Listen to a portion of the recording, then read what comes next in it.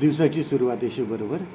बऱ्याच वर्षापूर्वी जेव्हा आम्ही तरुण होतो त्यावेळेस पुण्याला एकदा एका कॅम्पला गेलो होतो आणि ज्यावेळेस आम्ही ट्रेननी परत येत होतो त्यावेळेस आपला जो आता मुंबई हायवे एक्सप्रेस हायवे जो आहे तो त्यावेळेस बनत होता आणि खूप वर्षापूर्वीची गोष्ट आहे. आणि सर्व प्रकारे लोक काही झाडं तोडत होते, रस्ता बनवत होते, खणत होते, कितीतरी मजूर त्या ठिकाणी काम करत होते आणि त्यानंतर तो एक्सप्रेस हायवे बनला गेला. मी ज्यावेळेस आपण कोइंबतूर आणि ते उटी जर हा रस्ता बघितला तर तो सुद्धा खूप सुंदर आहे. जंगलातून आहे, मधून एकदम काळा डांबराचा रोड तयार केलेला आहे आणि आजूबाजूला सुंदर झाडी आहे आणि इतकं सुंदर तो रस्ता दिसतो आणि अगदी आपण त्यावरून आरामशीर जाऊ शकतो. आपण हा कधी विचार केला आहे की हे रस्ता बनवताना किती मेहनत करावी लागली असेल? लोकांना झाडं तोडायची असतात, कामं करायची असतात, प्लॅनिंग करायचं असतं, सर्वे करायचा असतो आणि किती कठीण ते काम असतं. परंतु ते त्यांनी कठीण काम केल्यामुळे आज आमचा प्रवास सुखाचा होतो.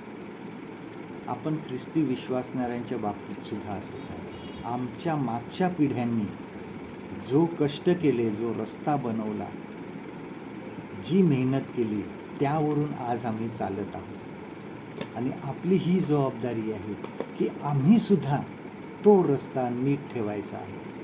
कुठे खाचखळगे असतील ते बुजवायचे आहे. तो रस्ता स्मूथ करायचा आहे, सरळ करायचा आहे, जेणेकरून आमची पुढची पिढी ही त्यांच्या पिढीला चांगल्या प्रकारे रस्ता तयार करून देईल हा विश्वासाचा. ह्याचप्रमाणे ती पिढी त्यांच्या पिढीसाठी पुढे काम करेल. आज आम्हाला तो रस्ता नीट करायचा आहे. बघा, लक्षात घ्या, जर आम्ही तो नीट केला नाही तर आमच्या पुढच्या पिढीला त्याचा काहीही उपयोग होणार नाही. आम्ही जे करू, जे चांगलं काम करू, तेच आमची पुढची पिढी करणार आहे. आपल्याला लक्षात ठेवायचं आहे की आम्हाला कुठल्या प्रकारची पुढची पिढी घडवायची आहे.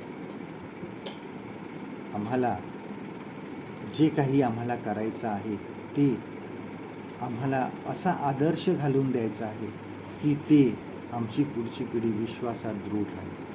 आम्ही जर भ्रष्टाचारामध्ये राहिलो तर आमची पुढची पिढी पण भ्रष्टाचारामध्ये राहील. लबाडीने पैसे कमावणे, फसवणूक करून पैसे कमावणे, हे जर आम्ही स्वतः करू आणि आमच्या पुढच्या पिढीला सुद्धा शिकवू, ती पुढची पिढीसुद्धा तशीच करणार आहे आणि त्यांची पुढची पिढीसुद्धा तशीच करणार आहे. त्यामुळे आम्हाला आमच्या पुढच्या पिढीसाठी एक चांगला आदर्श निर्माण करायचा आहे.